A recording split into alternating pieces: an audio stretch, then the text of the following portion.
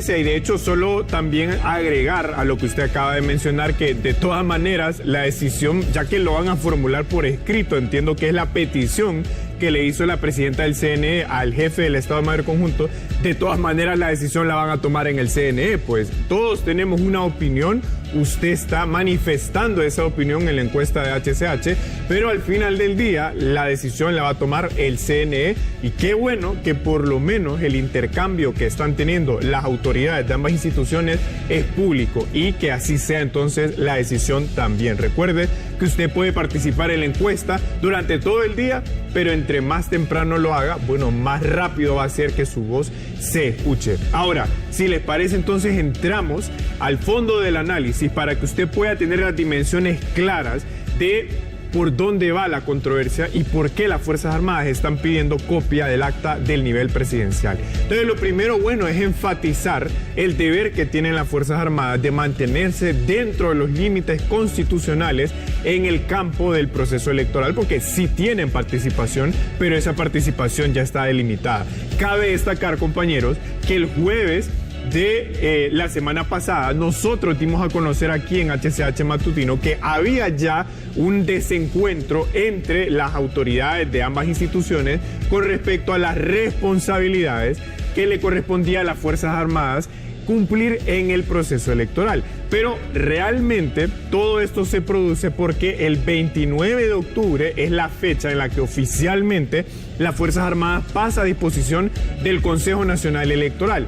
Básicamente la Constitución dice hasta 30 días antes de las elecciones y hasta la declaratoria de las elecciones. Eso quiere decir que las Fuerzas Armadas van a estar a disposición del CNE entre el 29 de octubre y el 30 de diciembre. Ahora, en la reunión que se llevó a cabo, el primer acercamiento, justamente el jueves de la semana pasada, hubo dos temas que se pusieron en la mesa de debate. El primero es, y de hecho fue algo que debatieron ahí la presidenta del CNE y el jefe del Estado Mayor Conjunto, es qué significa poner a disposición.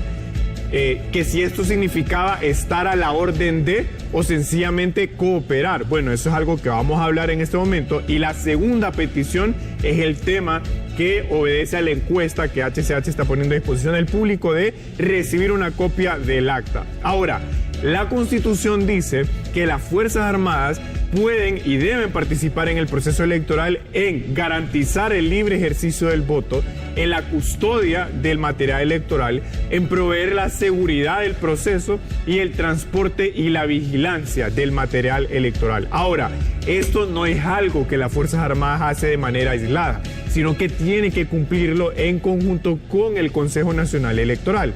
Pero encima de eso, el artículo 272 de la Constitución dice textualmente: el presidente de la República pondrá a las Fuerzas Armadas a disposición del Consejo Nacional Electoral desde un mes antes hasta la declaratoria. Claro, las fechas son las que usted acaba de ver en la lámina anterior, pero aquí hay un punto importante. Dice que es el presidente de la República el que pone a disposición del CNE a las Fuerzas Armadas. Y justamente ustedes, compañeros, lo mencionaban. ¿De quién está a la orden las Fuerzas Armadas en este momento? Del presidente de la República. Entonces, cuando la Constitución dice que es el presidente el que pone a las Fuerzas Armadas a disposición, eso quiere decir que desde el momento en el que se ponen a disposición las Fuerzas Armadas, tienen que obedecer las instrucciones que colegiadamente el Consejo Nacional Electoral les brinden. Ahora, esto implica que en este momento, todavía hoy, lunes 27 de octubre, es el presidente de la República, en este caso la presidenta Xiomara Castro, la comandante general de las Fuerzas Armadas, bajo cuyas órdenes y cuya disposición están las Fuerzas Armadas.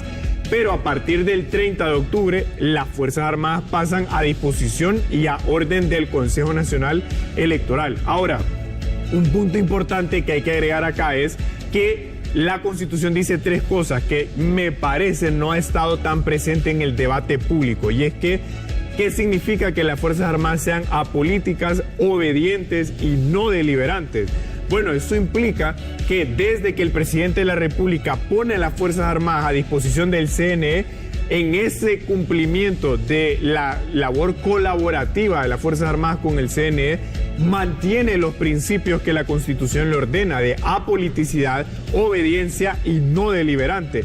Eso no, o sea, no implica que solo porque el presidente los pone a disposición del CNE es que ya no son apolíticas, ya no son obedientes y ya no son no deliberantes. Ellos mantienen eso. Ahora, me extraña a mí, y este sí es un punto muy importante, cuando él dice que la Constitución les faculta para recibir copia del acta. Aquí hay que tener muy claro que la ley electoral ya explica el procedimiento para poder hacer el llenado del acta, el cierre, la firma del acta y la transmisión de resultados.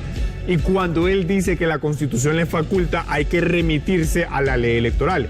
La ley electoral dice que primero se hace el conteo de los votos, el escrutinio, luego en la transmisión del acta por medio del sistema de transmisión de resultados preliminares, ahí mismo, en la mesa electoral.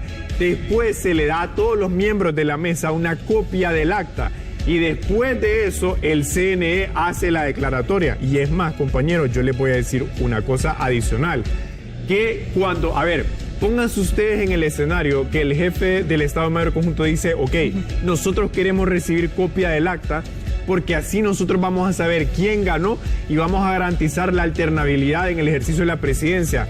Pero ¿qué pasa con las actas que van a escrutinio especial?